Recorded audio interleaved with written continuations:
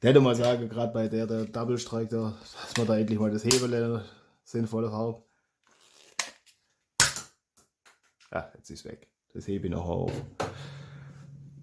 Aber das lassen wir jetzt an der Stelle so. Das ist jetzt halt. Das ist jetzt mal on hold, wie man neudeutsch so schön sagt. Aber noch nicht gescheitert. Also da machen wir noch. Da gucken wir schon.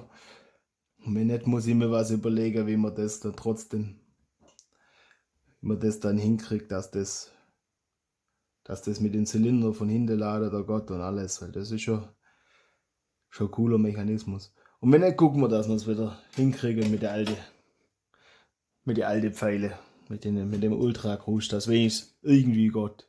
Das. Ja, dann. Ja, manchmal geht es auch nicht auf euren Rutsch. Ich wünsche euch frohes Bestler. Euer Blaster-Ingenieur.